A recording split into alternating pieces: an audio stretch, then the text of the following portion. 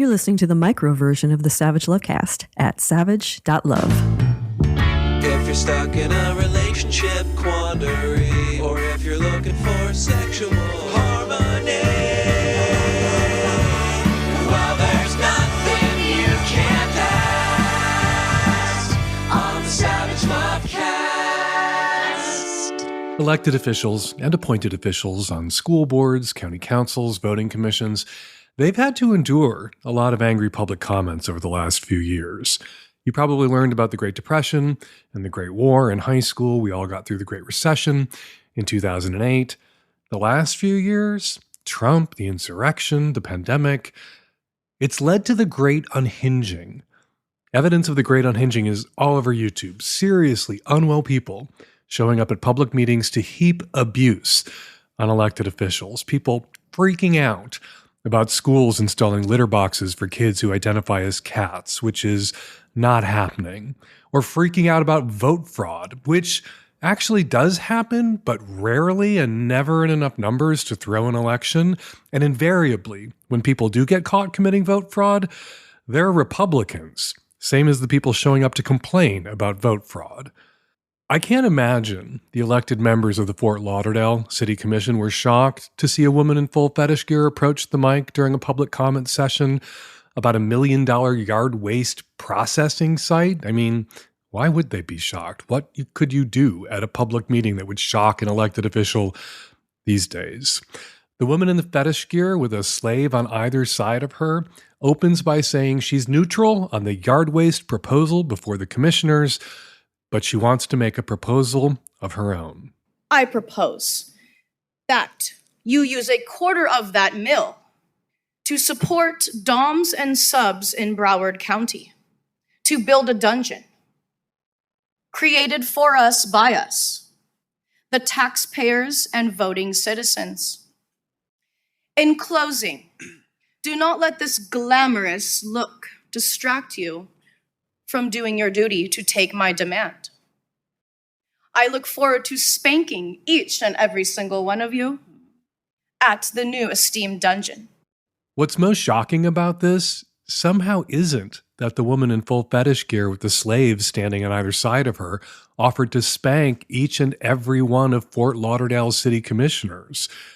It's that compared to a lot of what we've seen going viral online at public meetings, she seems so reasonable and measured compared to the people going off about kitty litter boxes and boxes of pubic hair and disappearing ballot boxes.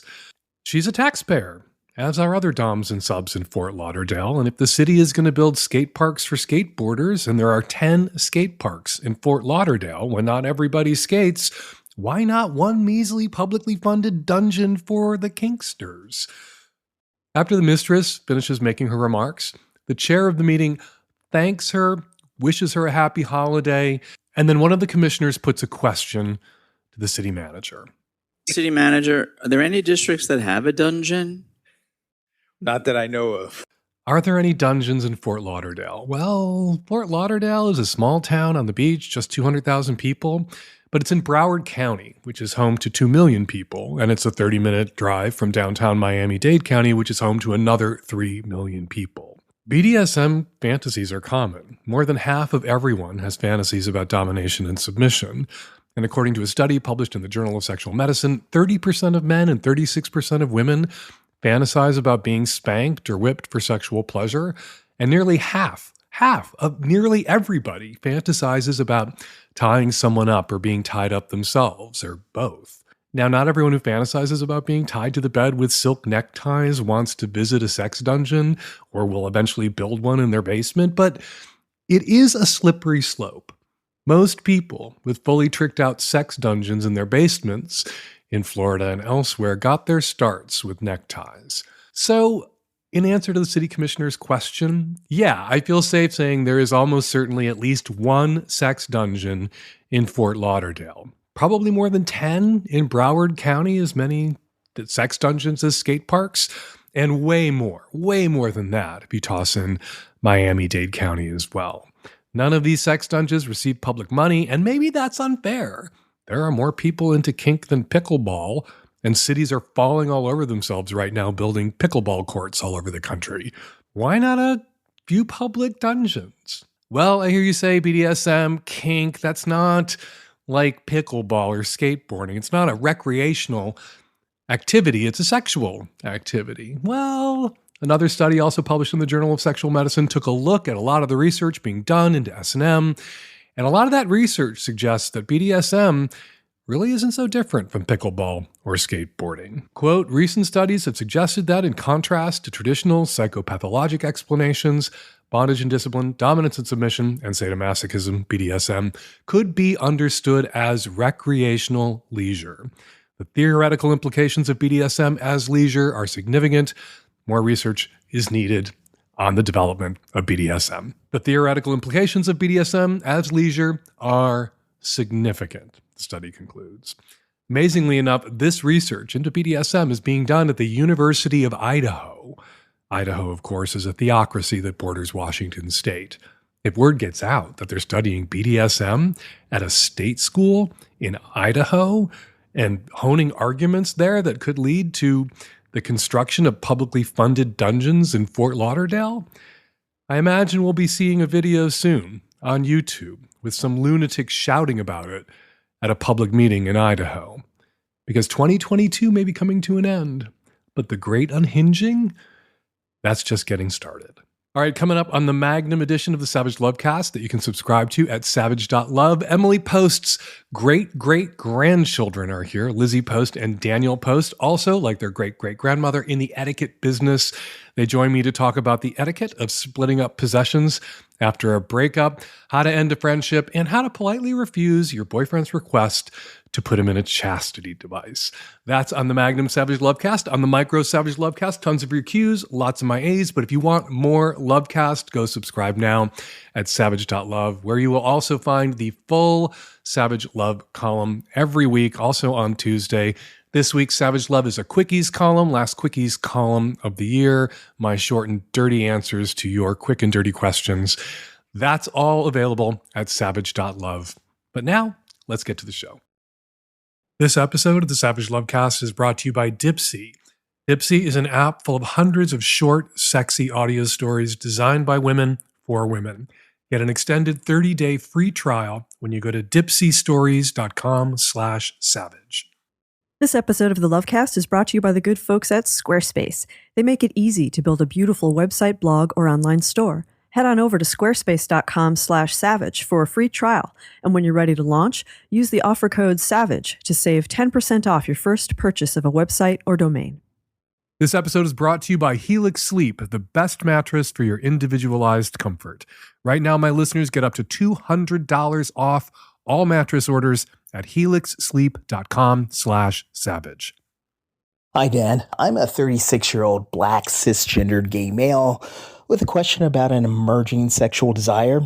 About myself, I'm a soft-spoken dom in my relationships, I consider, and I almost always have dated white men. When I was in my early 20s, my taste was wider, and as I got older, instead of it so happens I'm dating a white guy, it's now I'm only attracted to white men, which I never admit in dating profiles or to friends because I don't want to view myself as that guy, but apparently I am. What's more is I've developed this secret, almost fetish for dangerous white men. It's in my head, primarily, the kind that might be violently and disrespectfully racist and might call me the N-word. If another black man were to tell me this, I would gasp and wonder what his self-esteem issues are. When I do a check, I don't feel inferior to white men. This does remind me of kind of like a reversal of the days when I was younger and pursued by black fetishes. And I loathed when they would turn me away when I wasn't urban or masculine or dominant enough and I didn't fit this mold. I'm not necessarily doing that because I'm not finding men who fit this idea. It's resting in my head. I do think of maybe experiencing this in reality in like a controlled setting, maybe getting an escort who looks like a tobacco-chewing, Trump-voting, Mountain Dew drinking redneck? Does this mean I have some deep psychological issue and I must tend with this, or is this kind of one of those weird power reversal type things presenting itself in the form of race play? I know there's a fine line here. I get off to it in my head, but shit like this I know plays differently in real life, like incest scenes, family scenes. In reality, oftentimes it's disturbing. First, I need to know if this is normal. I gotta know if it's harmful. I don't want friends to know this because it's so fucked up. However, I toy with the idea of owning this for what it is. I just gotta know what it is. Is it normal? Sure. It's certainly common. Think of the woman who is a feminist who wants to have her hair pulled and be called a slut during sex by a partner that she chose. Think of the out proud gay guy who is never more turned on than when he's sucking the dick of some guy who is calling him a faggot. Think of the powerful person, the cliche is the CEO who goes to see a dominatrix because he wants to give up his power.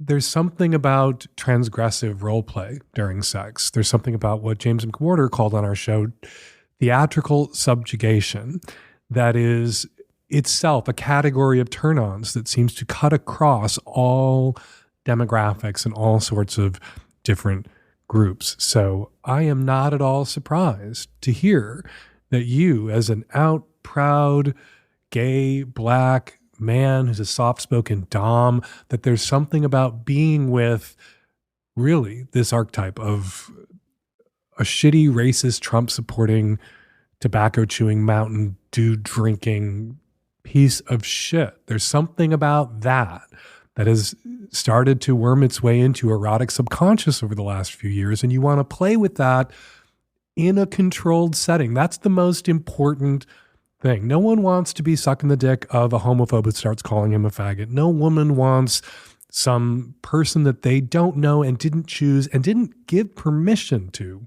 start pulling her hair and calling her a slut. With the right partner, in the right context, in a controlled context, what would otherwise be experienced as a violation or a crime can be a turn on. So what do you do with this? You ask if it's harmful. And no, in controlled settings, it's not. Shame can be harmful, though.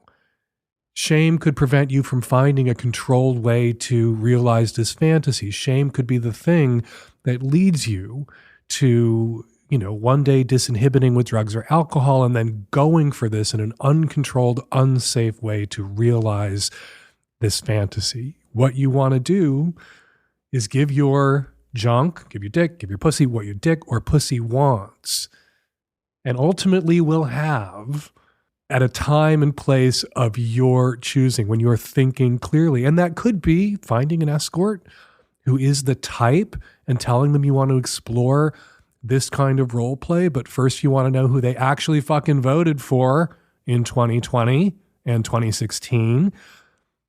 It's a sort of role play that I wouldn't do with someone who had actually voted for Trump in either of those years. I would feel safer engaging in this kind of role play with someone who was not hateful. You want your hair pulled and to have your ass slapped and to be called a slut by someone who isn't actually a misogynist, that makes you feel safe playing in that space, stepping into it together. So, is there something wrong with you? If this is something wrong with you, it's a common, normal thing for a person to have wrong with them, because you can identify exactly this kind of kink, kind of desire in so many different kinds of people. And the way it's expressed is different based on the kinds of person experiencing this particular kind of transgressive desire for theatrical subjugation. Jack off about it, think about it, and make a plan for how you can experience this in a way where you don't feel diminished. And it's fine for this to be a secret. It's fine for this to be something that you keep to yourself. You don't need to share this with friends and family for it not to be shameful. This can be something that you feel fine with. I think you can give your dick what it wants, and you can think about what it means that your dick wants this. And yeah, it says something bad. It doesn't indict you. It indicts the culture that you live in, the world you live in, and that you have to navigate that would result in you having this particular kind of transgressive desire. But ultimately, I think transgressive desires are hardwired into the human experience. And if it wasn't this, if we lived in a world that was free of racism, it would be something else. Your erotic imagination would have seized on something else, and you would be calling me and asking me questions about that something else. And finally, you say this is something that you would never admit. And I just said, I don't think you have to admit it. When we have kinks and turn-ons that are clearly some part of our erotic imagination seizing on some cultural ill, it can be fine to keep that to ourselves, for that to be something we share with our sex partners that we trust, because we don't want to reinforce these cultural ills. You know what I mean? That you can have your kinks and not contribute and experience them with a trusted partner that you feel safe engaging in this kind of role play with, without putting it out there all over Twitter or all over dating apps or all over your pornography or whatever else, so that you don't contribute. You don't become a snowflake in that avalanche and contribute to the perpetuation of the kind of harms that resulted in you having this kink in the first place. But you shouldn't feel bad about having this kink. Like I said, if it wasn't this, it would be something. Hi, Dan and the gang. I just, as a trans man, got on Grindr because looking for some cock. And, gay cock, right, specifically, because I heard from another gay man that apparently on Grindr, there are straight men looking for trans men because literally any vagina will do for them. That is the last thing I want. Some straight guy seeing me as a woman and me not finding out until they're inside me and it's too late. So how can I filter out these desperate straight men on Grindr? Because I want to disclose that I'm trans, but I don't want that to be an invitation to these fucking dudes. So what do I do? Help me. You work on perfecting your gaydar. That's what you have to do. You have to make your best guess, make your best judgment about an individual guy that you happen to be talking to. This is the first I've heard of straight men being on Grindr because they're just looking for pussy and they don't care if that pussy is attached to a man or not. Most straight men are kind of put off by male or male-coded secondary sex characteristics like flat chests and beards. And so you're probably not, I don't think, it almost sounds like an urban legend or, something that's happened a handful of times and has been repeated and repeated and repeated, because I haven't heard this. Of course, I'm not a trans guy on Grindr, and I haven't had to pick through a bunch of responses from people who may have seemed too interested in my vagina, whatever you're comfortable calling the genitals that you were born with if you kept them. And it, I suppose it could be a thing that happened or happens with some regularity. Your only way to control for it is to ask to swap pictures, have a conversation, tell the person you're only interested in gay cock. You're not interested in, straight cock or bi cock. You want to be with somebody who's excited to be with you as a trans man and is into you and into your body, but not into your pussy as if it were, a woman's pussy, because it's not a woman's pussy, it's a man's pussy. And those guys are certainly out there. And I know some of those guys. I have some gay male friends who are so into not objectifying, not dehumanizing, not chasing, but open to and into trans guys and have really come to dig men's pussies. So those guys are out there too. You don't want to be with somebody who's indifferent to your genitals. You want to be with somebody who's excited to be with you and excited to be inside you. Will you be able to ensure at all times that is never the case if you have a lot of casual or relatively anonymous sex off Grindr, that there isn't someone inside you who is between his own ears a straight guy taking advantage of Grindr? There's no 100% guarantee that that can't happen. If that's what a straight guy is on Grindr doing, I think the odds, your stated fear that he'll blurt that out while he's inside you. Oh my God, this is so awesome. By the way, I'm straight. Even if it were the case that you wound up in bed with a straight guy and that straight guy's straight cock wound up inside your men's pussy, I think the odds are low that that's something that he's going to blurt out at that moment. Otherwise, you're just going to have to trust your gaydar and put it out there that you're only interested in gay men, that you only want to get with other gay men, cis gay men, in your case, since you're looking for gay cock. And then, if a straight guy somehow manages to make it through your gaydar, he'll know to keep his mouth shut about being a straight guy. Some general advice for the new year. Check in with yourself before offering to help someone else. Rest when you need to rest. Ask for what you need. And say yes to more things that make you feel good. Things like Dipsy. Transport your mind to a world where you can relax and indulge your ultimate fantasies and deepest desires with Dipsy. Dipsy is an app full of hundreds of short, sexy audio stories designed by women for women. At Dipsy, they bring scenarios to life with immersive soundscapes and realistic characters. Discover stories about second chance romances, adventurous vacation flings, and hot and heavy hookups. Radically inclusive, Dipsy has stories for straight and queer listeners, and 56% of stories are voice acted by people of color. And now they even have sexy vampires. That new vampire show turning you on, Dipsy will get you all the way off. New content released every week, so in between listening to your favorite stories again and again, you can always find something new to explore. They also have soothing sleep stories, wellness sessions, and sexy stories that you can read. Let Dipsy be your go-to place to spice up your me time, explore your fantasies, relax and unwind, or heat things up with a partner. For listeners of the show, Dipsy is offering an extended 30-day free trial when you go to dipsystories.com/savage. That's 30 days of full access for free when you go to DIPSEA stories.com/savage. Let them know the Lovecast sent you, dipsystories.com/savage.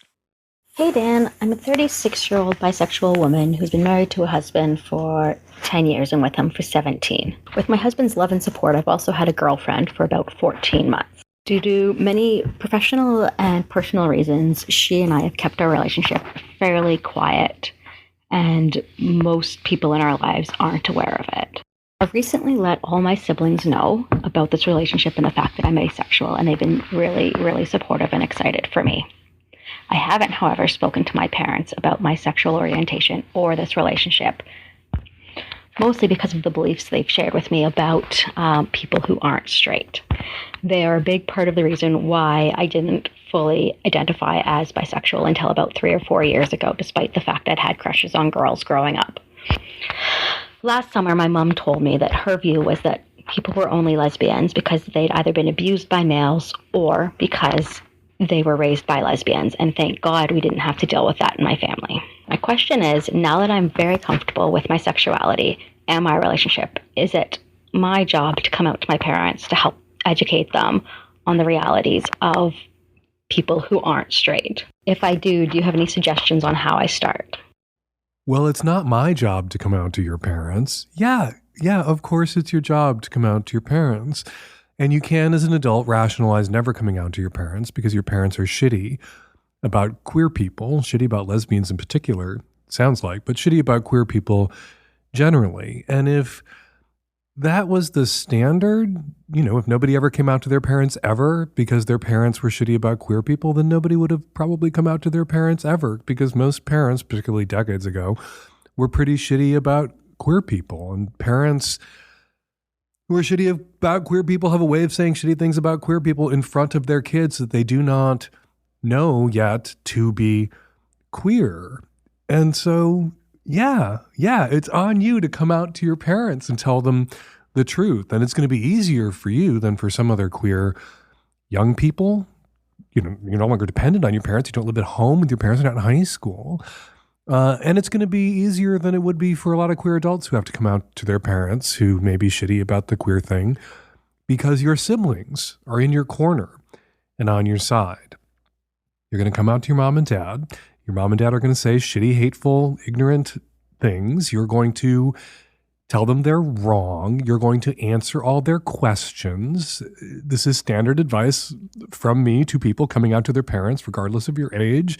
You come out to them, you give them a year to ask all the shitty questions, say all the shitty things, have their tantrum. And if after that year they can't treat you with decency and respect and courtesy, if they can't come around partly, if not wholly in that time, don't see your parents. Your presence as an adult is the leverage you have over your family of origin. And the trick that you need, the turn you need to make, the pivot you need to make in your head is a pivot that a lot of queer young people, queer adults thinking about coming out to their families need to make, which is you hesitate to come out to your family right now because you fear your parents' rejection.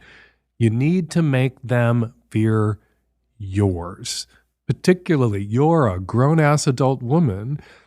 Parents are going to hit a place in their lives where they kind of become kids, where they're dependent on their adult children to come over and turn on a fucking toaster, much less get them on the internet or help them. You know, in my case, I can't do it. At my advanced age, turn on the fucking television. I have to call in the cavalry whenever I want to turn on the television. Your parents are going to need you.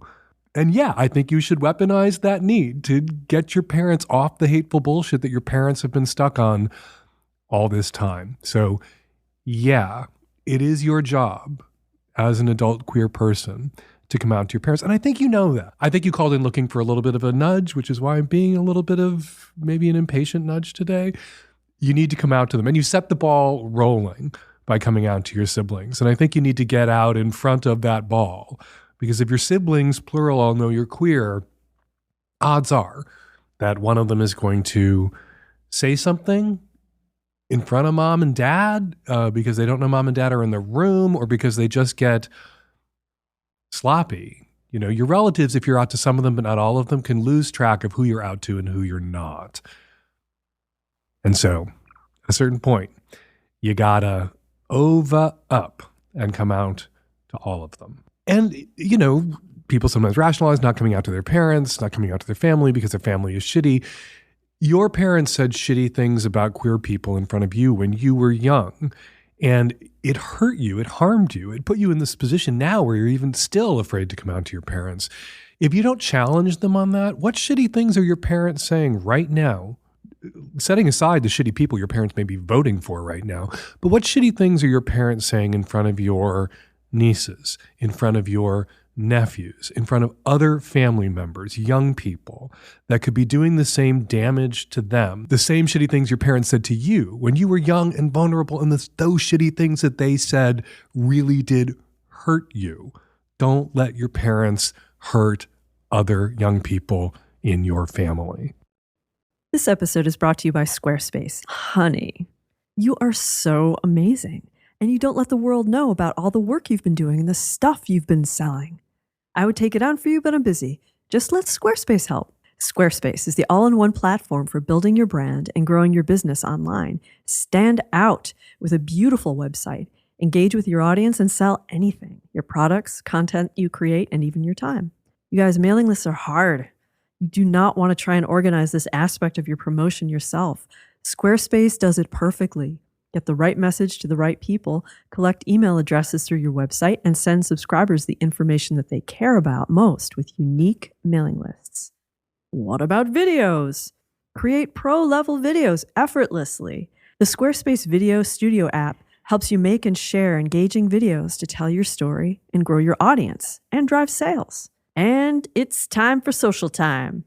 Display posts from your social profiles on your website. Automatically push website content to your favorite social media channels so your followers can share it too. This is all just the tip of the iceberg.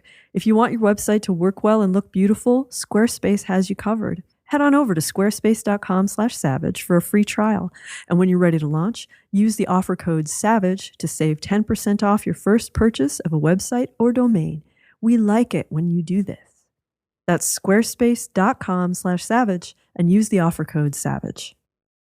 Hi, this is a 32-year-old woman from Texas. I just recently had a medication abortion, which was in itself a whole ordeal because I live in Texas. During this whole process, I was almost duped by a crisis pregnancy center, which happens to be where my mother works.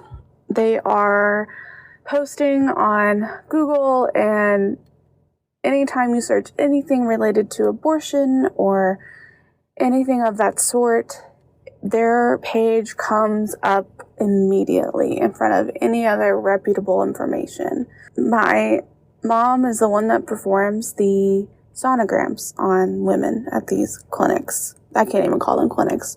They're facades for clinics. But because I was almost duped by this system of frauds, I'm so livid at my mother. The fact that she is okay working for an organization that is providing false information and false hope for people who are in a genuinely difficult position, it just makes me look at her differently.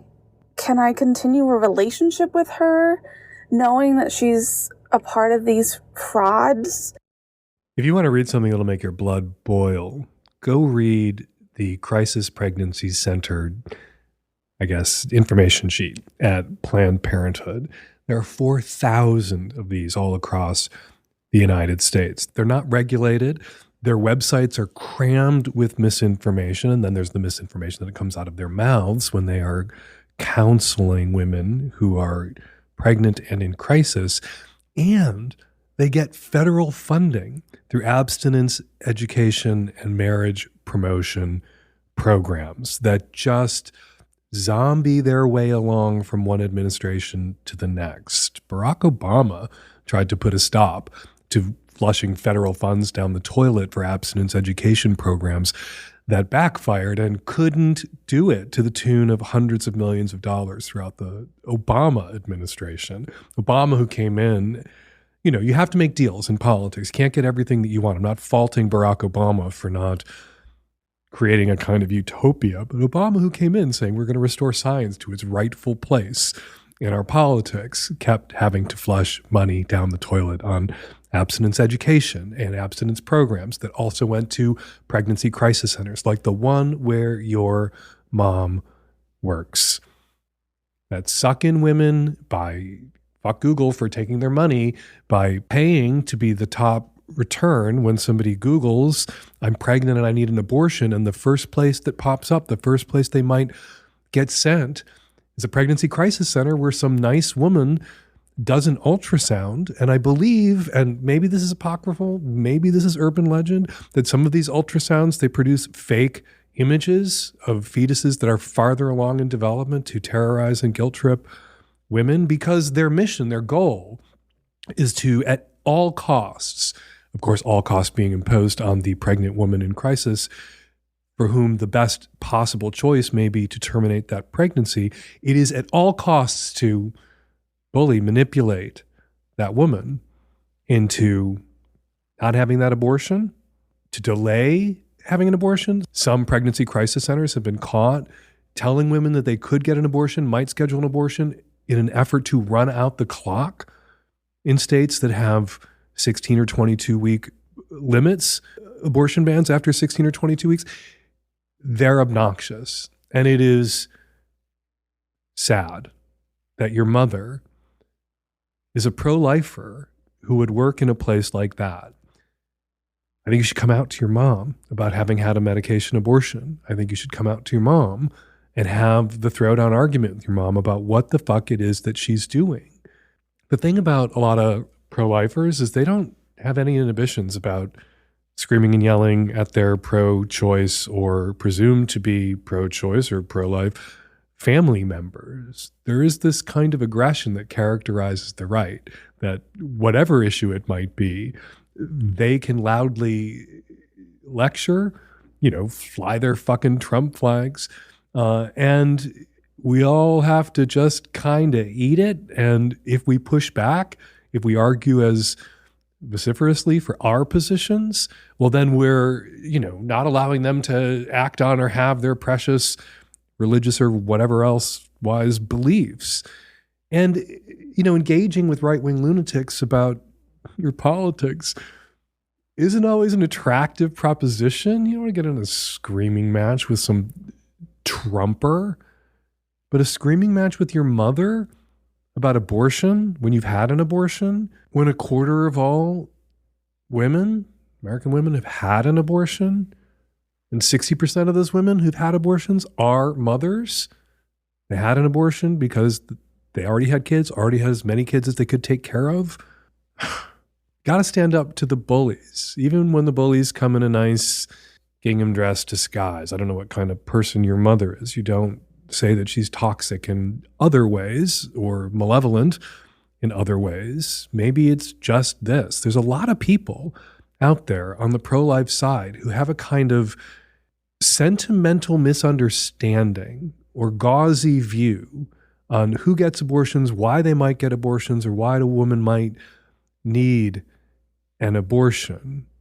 And you got to get in their faces sometimes and argue with them. And, you know, some stranger on the street arguing with your mother out in front of her pregnancy crisis center, if NARAL or somebody else should show up to protest it, that's going to bounce off your mother.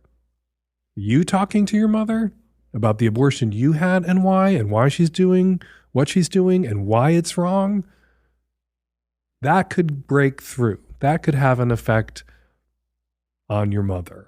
And if she's not a shitty person in every other way, this is a pretty shit way to be a shitty person. This is pretty shitty. But if she's not a shitty person in other ways, you can still have a relationship with your mother. Sometimes having relationships with your relatives or children who aren't shitty in the way you're shitty can, over the long term, create a kind of cognitive dissonance that moves a person off their shitty positions. It doesn't always happen instantaneously or right away, but I can't tell you how many friends I have, people my age, people in their 40s and 50s, whose parents were right-wing conservatives 20 years ago, and just engaging with their parents the day in, day out of having a relationship with an adult child who's a feminist or who's out and gay or who is pro-choice or who is not voting for Republican dirtbags, moved their parents. And then one day they kind of realized that their parents were saying things that would have shocked them to hear come out of their parents' mouth 20 years ago, and voting for people that it would have shocked them had their parents voted for those persons, you know, for Democrats for the most part, 20 years ago. So don't go into this conversation that I really do think you should have with your mother with the expectation that your mother's going to pull some sort of 180. Go into this conversation with the hope that in time, your mother will one day surprise you. If not a full 180, close. Mattresses. When you think about how much time you spend on your mattress every night, and then you think about how long you stick with one mattress, you should get the best mattress you can. And that mattress, without question, is a Helix Sleep mattress. Helix Sleep is a premium mattress brand that provides tailored mattresses based on your unique sleep preferences. There are 14 unique mattresses in the Helix lineup, including a collection of luxury models, a mattress for big and tall sleepers, and even a mattress made for kids. Everyone sleeps differently. That's why Helix has different mattress models to choose from, each designed for specific sleep positions and feel preferences. They have models with memory foam layers to provide optimal pressure relief if you sleep on your side like I do, models with a more responsive foam to cradle your body for essential support for you stomach and back sleepers out there. Plus, they have enhanced cooling features to keep you from overheating at night, which is really important for sleepers like me who are married to sleepers who heat up like furnaces at night, like Terry does. And if your spine needs some extra TLC, they got you. Every Helix mattress has a hybrid design combining individually wrapped steel coils in the base with premium foam layers on top, the perfect combo of comfort and support. I took the Helix Sleep Quiz and was matched with a Midnight Luxe mattress because I wanted something that had medium firmness, and Terry and I, we both tend to move around a lot at night, and we don't want to wake each other up each time one of us starts moving around. The medium firmness mattress ensured that we can move around at night individually without waking everybody up.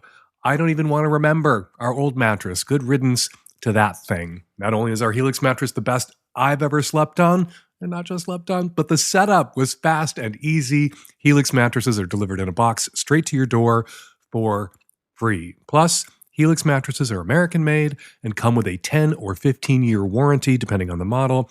And you get to try it out for 100 nights risk-free.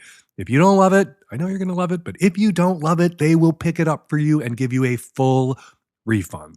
Helix is offering up to $200 off all mattress orders and 2 free pillows for our listeners. Go to helixsleep.com/savage. Let them know the Lovecast sent you. helixsleep.com/savage. With Helix, better sleep starts now. Hi, Dan. I'm a 30-year-old man. I am coming to the realization that I need to break up with my girlfriend. Our relationship is 2 years old now. We've been just kind of slowly getting more like toxic and messed up. And a big part of it for me is that she is just way too emotionally dependent on me, really like insecure, and wants me to do everything for her. And I could go on and on about why I want to break up with her. But my question is, how should I do it? I've kind of tried to break up with her a couple of times over the last couple of months, and she has sort of manipulated me, coerced me into like not doing it. And by manipulation and coercion, I mean like she'll stand in front of the door, not let me leave. Like to the point where it's like either I'm going to get into a, physical confrontation with her, or I'm going to stay inside, or I got to call the cops or whatever. Right. So I really want out of this relationship. I need to for my sanity. My question is, how should I do it? Because I know it's just going to be a mess if I try and do it in person. And I know that she'll harass me, and I know that she'll blow up my phone, and I know all these things will happen. The thing, though, is that I'm watching her place right now because she's away across the country seeing her family, and she's going to be gone for a couple of weeks. And I'm taking care of the cat. I've kind of thought maybe the only clean way that I can get out of this without all that manipulation and coercion and phone harassment and blah, blah, blah, blah, blah is I just need to get all my shit out of her place while she's still gone. And I'm supposed to pick her up at the airport. But I think maybe before she comes back, I'm just going to tell her the day before. I'm going to say, we're done. And I'm sorry, I'm not picking you up. You're going to have to get an Uber or something. And I know she's capable of doing that. She has money for it and all that. I know she's not. I'm not going to strand her. And that seems so rude and so crass. But the thing is that it's not going to happen any other way. And I don't want to be so callous like that because I do care about her, But I just think she's just going to be insane if I do it any other way, and I'm not going to get out of it, and the fucking cops are going to end up getting called. So, I don't know, Dan. What would you do?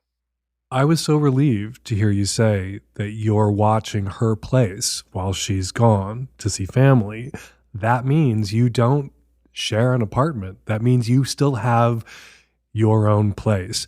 Get your shit out of her apartment. Move your shit to your own place. Leave enough food out for the cat for a couple of fucking days. Cats can get by for a couple of fucking days without seeing a human. And call her on the way home. When she's on her way home, it might even be the kinder thing to do to let her fucking land at the airport so that she's not a mess on the plane, and tell her it's over and you've gotten your stuff and you do not want to see her and block her numbers. You don't owe somebody who the last couple of times you tried to end the relationship physically prevented you from leaving the room, stood in the doorway, tried to escalate to some sort of physical confrontation. If you tried to get past her or pushed past her to get out of the apartment, what would have happened then? Yeah, no, you gotta call her. I don't think I should call this a bluff. You just have to stop putting up with this bullshit. You tried to do it face to face. You weren't able to because she wouldn't let you. So she doesn't deserve a face-to-face breakup. She can't be trusted with a face-to-face breakup like an adult. She deserves the text message that she gets when she lands, letting her know where the keys to her apartment are, or that you toss them back in the mail slot, letting her know the cat's fine, but letting her know that it is over and you are gone and you would rather not hear from her again. And there's nothing to discuss. You do not need somebody's consent to end a relationship. Ending something, breaking up with somebody is the only thing about a relationship where the other person's consent is immaterial. You don't have to win an argument to end a relationship. And you shouldn't have to best somebody in a threatened physical confrontation to end a relationship. Leave some food out for the cat, throw the keys back through the window or whatever, send her a text message when her plane lands, letting her know she'll need to get an Uber because you will not be picking her up because it is over.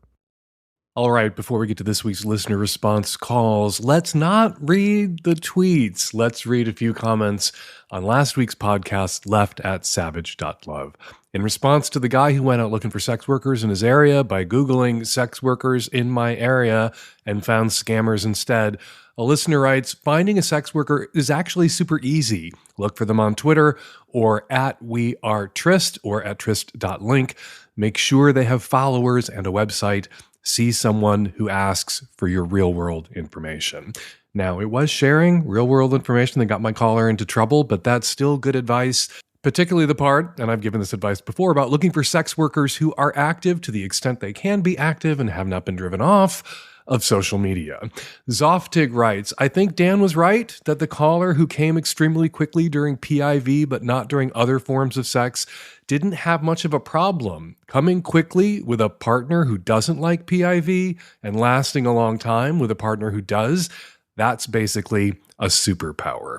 Indeed it is. And finally, Robbie writes, at one point, the caller with a question about non-binary people suggested that being non-binary wasn't a solution for misogyny. Of course it's not. Neither is being a man or a woman, nor is transitioning. Being non-binary is something that people are, just like being a man or a woman. I may have my doubts about the specific non-binary guy the caller mentioned, but there are just people who are not men or women in the exact same way that there are people who are men or women. It's as simple as that. All right, if you want me to read your comment, your email, or your DM on next week's show, don't tweet it at me as we're not reading tweets around here anymore. The best place to leave your comment on the show, if you want to make sure I see it, is the comment thread for each show that you'll find at savage.love. You can also find me on Facebook and Instagram at Dan Savage and on Post News, where I am at Fake Dan Savage. All right, now listener response calls. Hey, Dan, for the caller that called in who was having a hard time achieving orgasm and maintaining erection with condoms after the pandemic and fluid bonding, I wanted to mention I had kind of a similar experience. And then I ended up picking up some fitted condoms. And turns out my dick is really wide. And like every condom I'd ever used was literally choking the life out of my erection. When I moved to fitted condoms, it was a huge, huge game changer for me. I actually don't mind using them now. They work really well. I can wear them as long as I want. And I do use Viagra sometimes as well to help with that, but it was a big, big deal. Hi, Dan. I'm calling in response to the short king, the 5'4" guy who's newly dating again, who is feeling bad about his height. And I just want to reiterate that, yeah, there's a lot of short women out there who would love a short guy. I'm 5'2".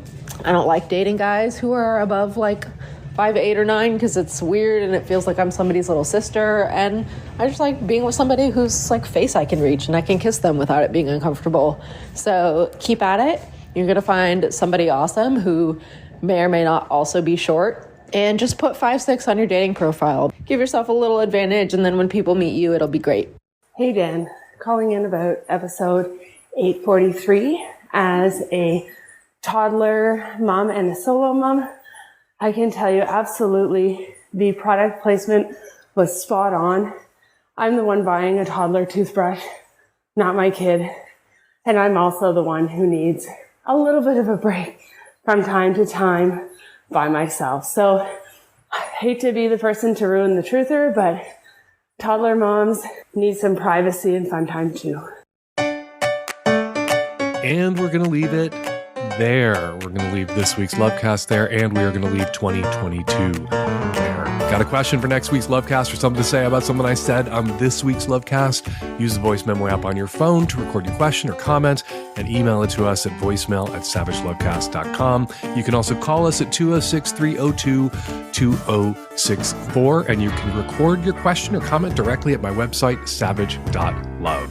From now until the end of the year, gift Magnum Savage Lovecast subscriptions for only $25 for an entire year, a $15 saving. That's a year's worth of the Magnum Savage Lovecast, the Maxi Savage Love column, exclusive live events, and more. Go to savage.love/subscribe for all the information that you need. Follow me on Instagram at FakeDanSavage to learn more about our guests today, Lizzie Post and Daniel Post Senning, and to order their new book, Emily Post's Etiquette, the Centennial edition. Go to emilypost.com.